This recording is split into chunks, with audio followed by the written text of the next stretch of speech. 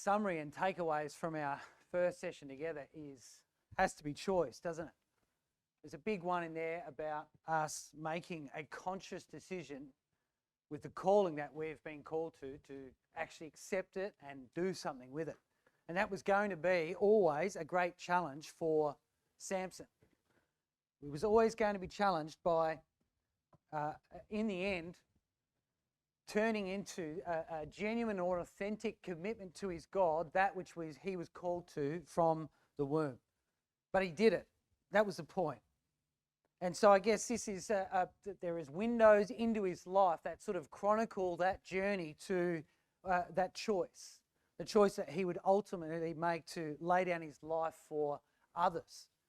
And it was a big journey, wasn't it? It was a big choice. And it's important for us to remember that we have in this story windows of time into his life. Many things recorded that Samson does that we don't know about. Also interesting the way the story is written for us. It's quite slow in the beginning. There's a lot of detail in chapter 13. And then it sort of speeds up and jumps through pockets of time in his life. You've got seasonal references there, which take a bit longer than others. And then at the end, it almost slows down to a day-by-day account of his love story with Delilah. So God seems to speed up and slow down this story with divine expertise to focus on the things that he wants us to know and to understand. And so in chapter 14, we have some moments in his life that have been captured for us to stop and consider. The first, obviously, is his relationship and marriage with the woman at Timnath. Then, of course, is the sign of this lion. And so as we've done with chapter 13, we'll move through chapter 14 and just grab a couple of points for us to consider and talk about afterwards. So we left Samson when he went down to Timnath and he sees a woman. He sees a woman in the place, a Timnath, which means assigned portion. So he's down there on the work of God, being called to that purpose, and he sees a woman down there. And it says, and he comes back to his parents and he tells his father and his mother, I have seen a woman in Timnath of the daughters of the Philistines. Now therefore get her for me to wife. And the instant reaction of his mum and dad is to sit down and explain the contrary. That's what they do. Now why is that? Why do they sit there and explain that? Well, they explain that because that was what was explained to the mother so many years before. We don't know how old Samson here is here now. But it could be 20 or 30 years before that angel would explain to Samson's mother, hedge him round about. Remember, his entire life is about separation. And now he says, she pleases me well. And their first response is, hang on a sec. Have you looked locally, effectively?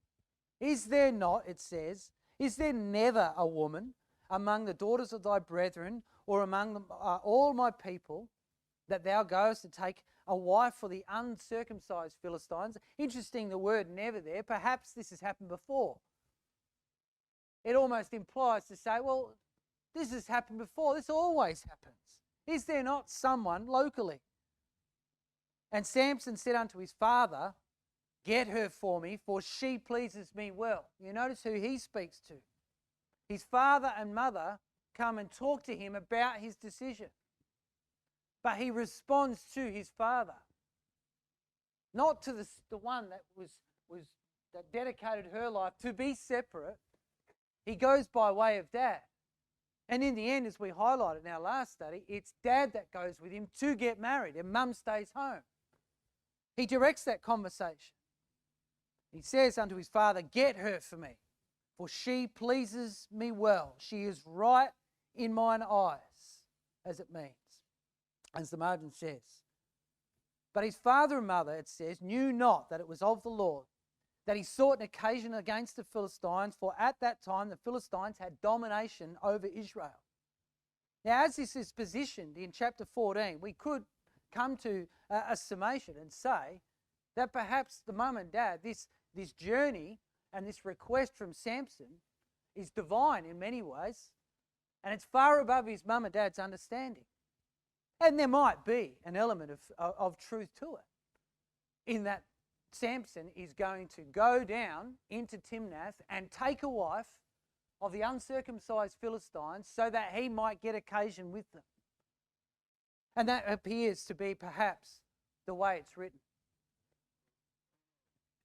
That may be the case. However, a challenge for me in that thinking was that it's not supported by mum. See, mum was separate. And here it says that you go to take a wife of the uncircumcised Philistines. They go and move to say, well, hang on, this is a vastly on the spectrum of where you should be. This is the opposite end, Samson. It's almost like being led into temptation's way in some way, isn't it? But perhaps they couldn't understand it. I certainly don't have the definitive answer. What I do know, and what I believe from what we're told, is that every man, it says, as James would say, is drawn away of his own lust and enticed. It's all capable within all of us, isn't it, to fall short and to get drawn away. And whether we want to look at this story as being an example of what not to do, I don't think there's anything wrong with that either. All these things were written aforetime for our admonition and our learning. They're all laid out there. We have small pockets of time in his life to look at. And whether it's about the things that he did do, and perhaps there's a greater understanding of what God's doing here that his parents weren't aware of. Right? And God did drag him into all of those circumstances because he had occasion. Or whether it's just the fact that Samson, in the end, would just be drawn away of his own lusts and enticed. Why? Because she pleases me well, Dad. She is right in my eyes, Dad. And surely if it was a work of God, would he not sit down and explain it to his mother, who he shared the Nazirite vow with, and say, this is what God wants me to do? Either way, God in heaven seeks occasion. And he's going to use Samson as that tool, as that vehicle to bring occasion. Why?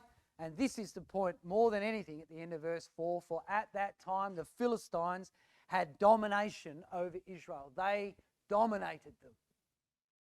They were subservient to the Philistines, so much so that they wanted to coexist with the Philistines. And God had to do something about it. And he would do something about it by way of this man's life.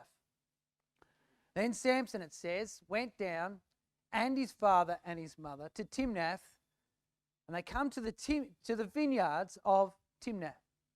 And behold, a young lion roars against him. Now, Samson's on his own when this happens. We know that because he doesn't actually tell his mum and dad about the lion or the incident at all. It says a bit later on, he told them not what he had done. He'd taken out the honey out of the carcass of the lion. So as Samson is walking along, going down to Timnath, it says that a young lion roars against him. And here he is in the vineyards. So Samson, with the locks on his hair, and how many did he have? He had 7. We know that from Judges 16, because Delilah took all 7. So he had 7 locks, that covenant number with God. He had 7 locks of hair that represented the unpruned vine in the 7th year that was to rest and be given back to God. So there's all the symbology in the man's life, and he's walking down. He's walking in a vineyard of all places, and there he is, and a lion roars against him, it says. It means to startle. And the word there, roared, means a meeting. So it's almost like God has brought the two together in the place of the vineyard, the very thing that Samson represents, that separation, and there's a lion there. And why on earth would there be a lion in the vineyard? We made reference in Judges 13 about what Israel were to do with their vineyards and their places where they would grow their crops, but protect them. And now that the Philistines have domination over Israel, all of the protection of everything that is within Israel is all broken down, hasn't it? The Philistines wander freely in the land. The Danites had not taken back their assigned portion. They didn't have an area to call their own. The Philistines would wander all the way through there. They were dominating the men of Judah, and they admit that later on when they betray Samson into the hands of the Philistines. And now there's a lion in the vineyard. And Samson's walking along. You can picture him as he walks along between the vines, and all of a sudden, out of the corner of his eye, he turns and he sees a lion, and there's a meeting of the two, it says. It's almost like he startles the lion. The lion is so comfortable in the vineyard. And wasn't the Philistines comfortable? Oh, they were comfortable as they walked up and down Israel. They were completely at home, building their strongholds here, their strongholds there. And it was this man raised up for a purpose to come against the Philistines, and he startles this comfortable lion in the vineyard of God, that land. And what does he do with it? It roars against him, it says, and the Spirit of the Lord comes mightily upon him. And he rent him as he would have rent a kid. And he had nothing in his hands, but he told not his father and mother what he'd done. It says, and the Spirit of God comes mightily upon him in this moment. You know, this is the first recorded time, specifically, that this happens to Samson. Can you imagine what it was like, if indeed this is the first time, for him to experience that feeling? I wonder what it was like. We're talking about a person here that had superhuman strength. Really, one of the few people in the Scripture that could do these sorts of things. He goes on to do far bigger and greater things with this strength, doesn't he? We know. But this is the sort of thing we're talking about here. He would feel it within himself, I think. He would feel like what it's like to be charged of God, almost. You know, it's said of the Lord Jesus Christ, when the woman with the issue of blood touched the hem of his garment. Remember, it said he felt virtue or spirit go out of him. He felt what it was like to have that healing power go into that person, and immediately she's healed. He felt what it was like to go. This man feels what it's like for it to come into him. And I can only imagine it would be an intense and an amazing feeling. And there he is, and suddenly he has the courage to take on this 200-kilo lion there, right there in front of him. The Spirit comes on him, and he rents him as though he would have rent just the smallest of animals. He grabs hold of this lion, and he overpowers it. And you can imagine him putting his arms, biceps around the throat of the thing and squeezing the life out of it and lowering it to the ground. And all the Spirit suddenly leaves him, and he sits there and he looks at just what he's been able to accomplish. It would have been blown his own mind of what had just happened. And he doesn't tell a soul about it. He tells not his father and mother what he'd done. Look at what he's able to do with God in his life, brothers and sisters. Such a simple little lesson, isn't it? If God before us, who can be against us, David said. And what did he do? David went out and overthrew Goliath, didn't he? And there's a big lesson as all this ties in, because there is the lion representative of the Philistines, walking the length and breadth of that land, and it's comfortable. And God raises up a man that he has a purpose with the Philistines for, and he's demonstrating to Samson that when I am with you, look at what you can achieve. You can go and overthrow that lion. Just like that, just like it was the smallest thing, you can squeeze the life out of it, put it on the ground. There's the lesson for you. David learned that, didn't he? David knew if God can be for us, who can be against us? And he walked out. And that Philistine, that 10-foot Philistine, held the entire nation captive. And one person went out and said, with God's power, I can do this. And he went out and he overthrew him. And we know in our lives and in our walks right now, we can do all things through Christ who strengthens us, can't we? All things. And this might look like an impossible lesson for Samson. It might look like to anyone else in Israel impossible that they could drive out the Philistines, but it's not. God's telling him this is the time to act. When David went out to meet Goliath, and he stood there, and the man's all covered in brass, the symbol of the flesh, 10 foot tall with the whole nation in his palm. God's teaching him a lesson that together they can overthrow this man. But do you know what? Goliath started when he was this big. Goliath was born into the world exactly the same way that anyone else came into the world. This big. And the problem was allowed to grow and grow and grow and grow until in the end it's 10 foot tall and it ruled the nation, didn't it? Just like us. We can do all things through Christ who strengthens us, and sometimes our problems just start small. And we don't address them when they're tiny, when we can overthrow them. And they get bigger and bigger and bigger until in the end they're giants and they dominate us. They're like lions and they roar in our lives and they get comfortable. And our problems just walk up and down our spiritual vineyards right through our lives doing whatever they want. And yet we have to stop and remember and realise that through Christ we can do anything. We can overcome anything. And here's the message for Samson, loud and clear. You're in the vineyard, representative of the unpruned vine, the covenant you've made with me.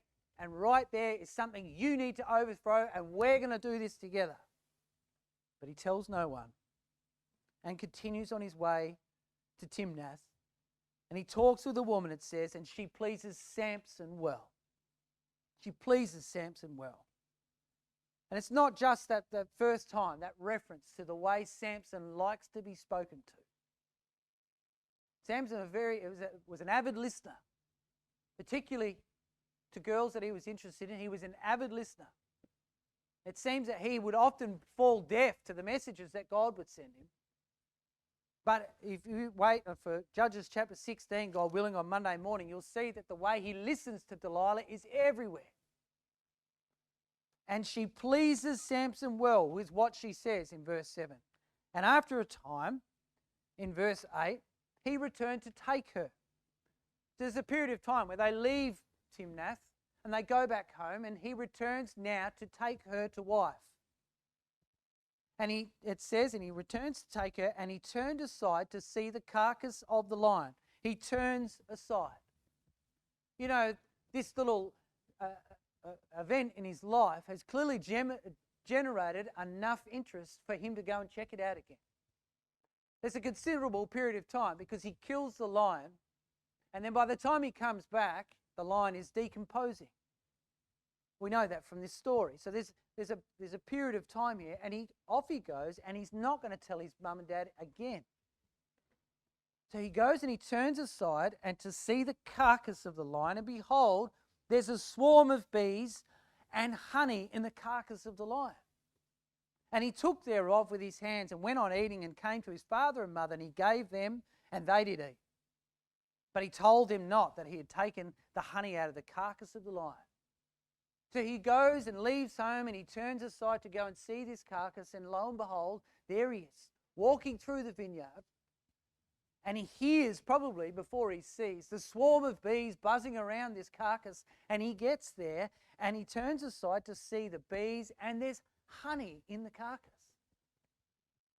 Now, I'm no beekeeper at all. Maybe there is beekeepers here, but I am quite sure that the last place that bees are going to choose to build a hive would be inside a dead animal. And yet there it is. And there's great symbology in this. God's screaming at him because not only is he able to overthrow the enemies when the Spirit of God is working in his life, but God's telling him that inside overthrowing this enemy is your inheritance, which is what honey is a symbol of. There it is, right there. He says, you can go and take, if you overthrow these Philistines, with both of your hands, your inheritance. Because they hadn't done it yet, had they? The assigned portion belonged to the Philistines. And he's saying, you go down there and take it back with both of your hands. And he took thereof, and he went on eating, and he came, and what did he give to his mother and his father? He gave them honey to eat. And they ate it. Honey, that symbol of inheritance. It's one of the only substances on the earth, they say, that if stored correctly never goes off, does it? It sustains life too. Honey is an amazing product of bees. Bees are amazing little animals, little insects that that produced this stuff. We don't have time to go into the importance of honey in the story. But at the end of the day, his parents ate it. But he told them not that he had taken the honey out of the carcass of the lion. There's his purpose, isn't it? There's his calling. There's God's occasion that he seeks with the Philistines to get Samson to overthrow them so they can have their inheritance back. So this domination of the people can stop. That's what he's trying to tell him. And in verse 10, so his father went down unto the woman, and Samson made there a feast. As we said in our last study together, we can't really be sure why, but mum stays home. Samson directs his conversation to his father. He wants to get his point. She pleases me well, Dad. This is what I want to do, Dad. And eventually mum stays home and Dad goes down. And they make a feast. The word feast means mishteh in the Hebrew. It means to drink. For so the young men used to do. And there is a great feast that's put together. Samson is there.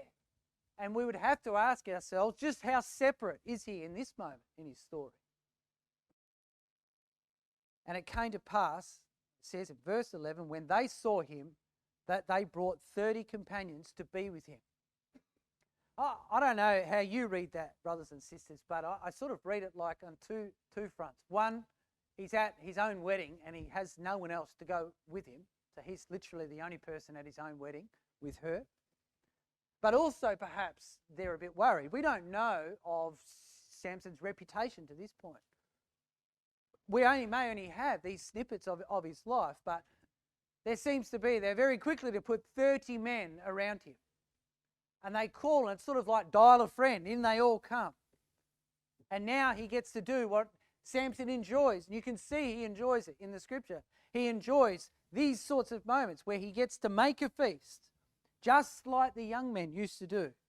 And Samson says unto them in the middle of this feast in verse 12, I will now pour forth a riddle unto you. If you can certainly declare it to me within 7 days of the feast and find it out, then I will give you 30 sheets and 30 changes of garments.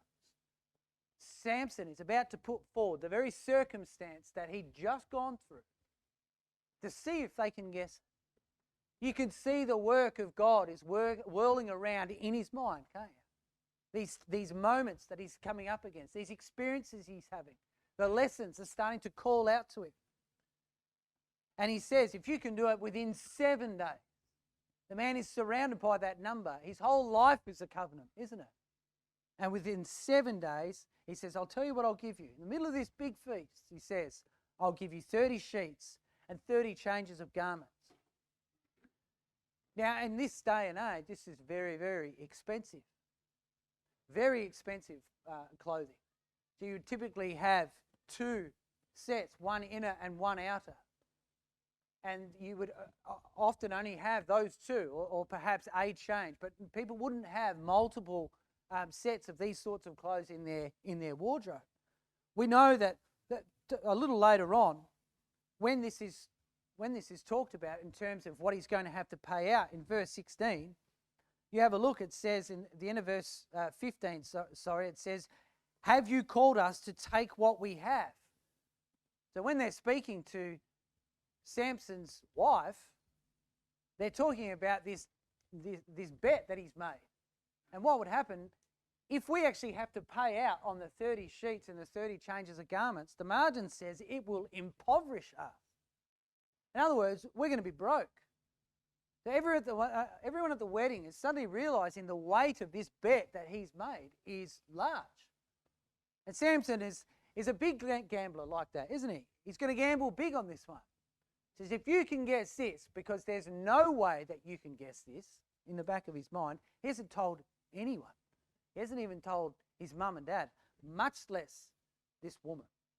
He's not told his wife. So in other words, it's a sure bet, it's secure.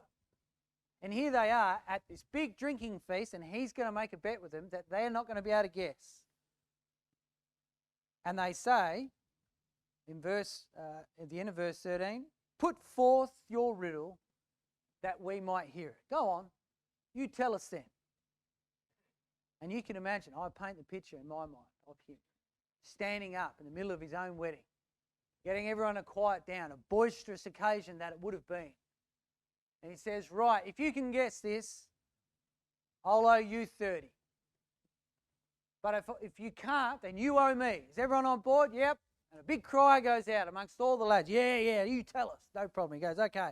Everyone's quiet. And he says, out of the eater came forth meat, and out of the strong came forth sweetness. And it says, and they could not 3 days expound the riddle. You imagine them all hearing it first. Just thinking, how do we work this out? All right, we've got time. Why? The feast goes for 7 days. Another reference to 7. It's a long period of time. So but they've got time on their side as the food and the wine will continually roll out. And they start working out. But as the days pass, they work out they might be in real trouble here. They might not be able to work this one out. And it says, and it come to pass on the 7th day that they said unto Samson's wife, entice thy husband that he might declare unto us the riddle. Lest we burn thee and thy father's house with fire, have you called us to take what we have? Is it not so? Now, in actual fact, it's a slight contradiction in verse 17. It says, and she wept before him the 7 days, or the rest of the 7 days. So it appears that they came to Samson, they came to Samson's wife, not on the 7th day, but perhaps during the course of the feast, because then she wept for the rest of the 7 days.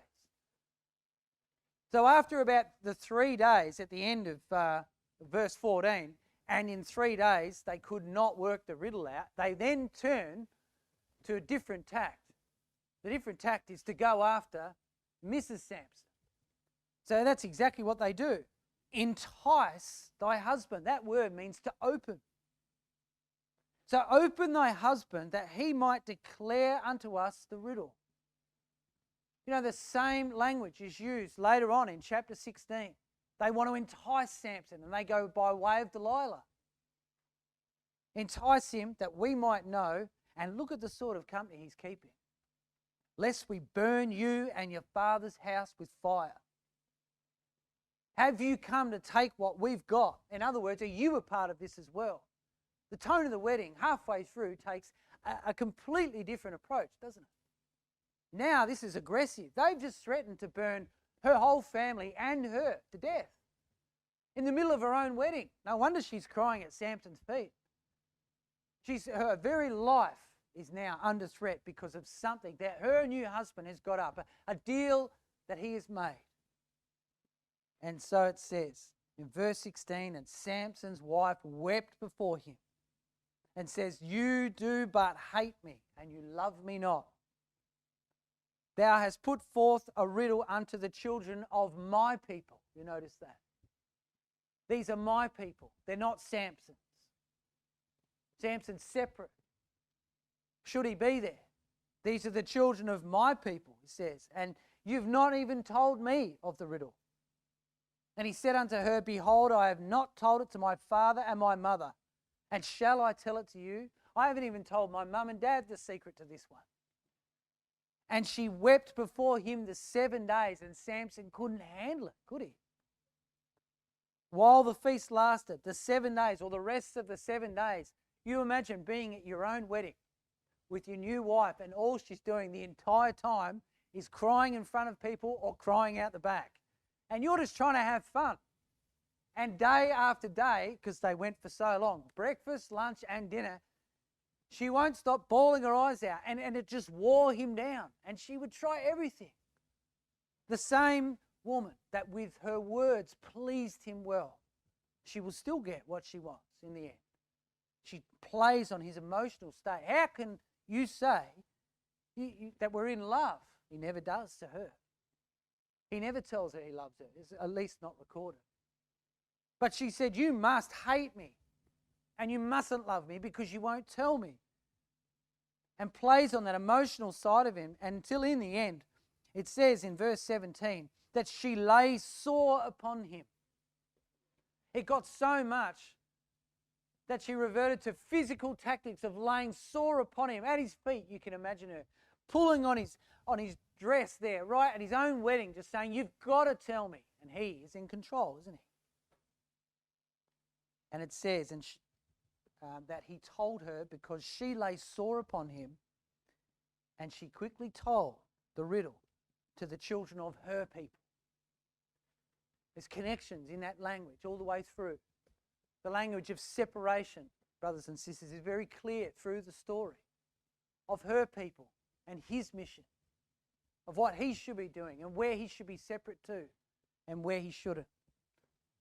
And it says, "And the men of the city said unto him in the 7th day, before the sun went down." It's almost like they waited just at the conclusion, late in the afternoon, as the sun's beaming through that wedding feast. They wait right till the end. They're so confident in what they've got that they, again, call for hush over the wedding.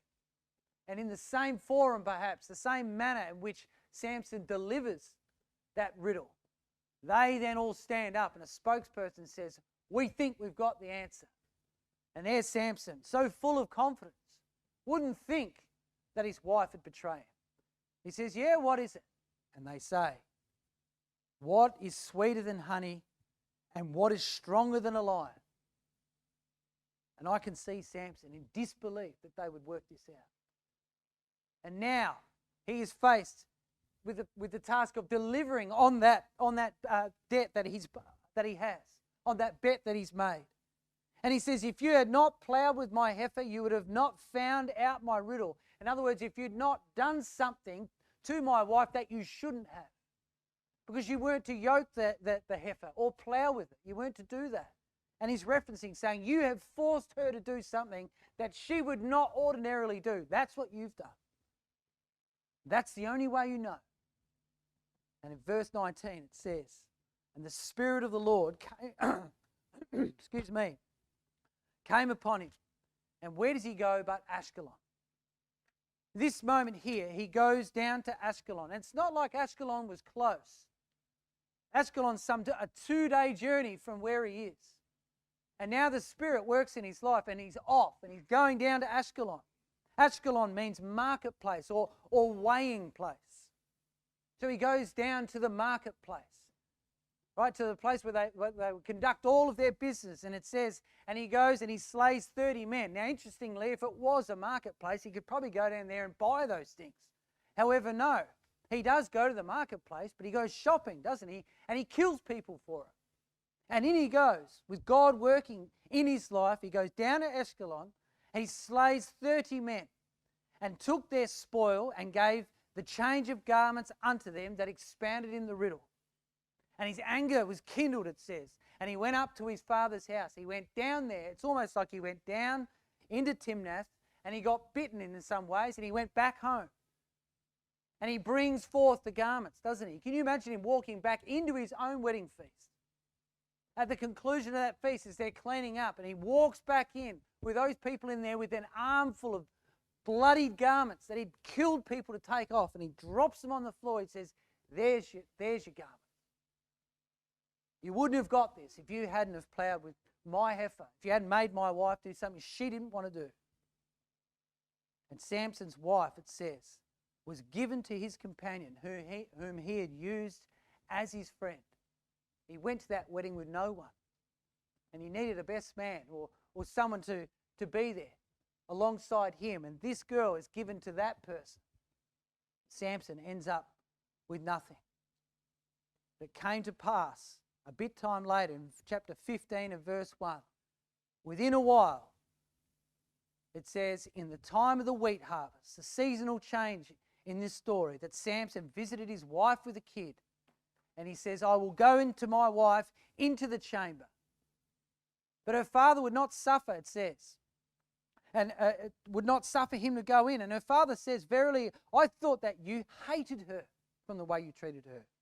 Therefore, I gave her to your companion. You remember your mate that was there? This is many months later. He comes back now to consummate the marriage, to take the wife. See, Samson is intent on making her his wife. This wasn't just about going and killing people at Ashkelon and God calling a purpose. He wants to marry the woman. He comes back. You see what he brings? He brings a kid. This is just like Manoah brought a kid to have fellowship with the angel of God that announced his arrival.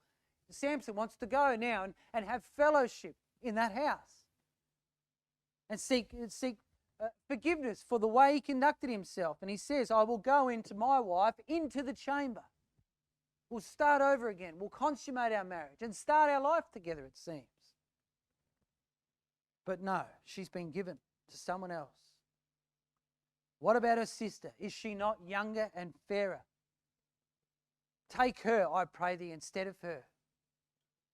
And Samson said concerning them, now I shall be more blameless than the Philistines, though I do them a displeasure. The NIV renders it, though this time I have the right to get even with them. I will really harm them this time, as the NIV says. And Samson then turns his attention in verse 4. And Samson goes out and he goes fox hunting, doesn't he? Samson is about to destroy the entire economy of the Philistines.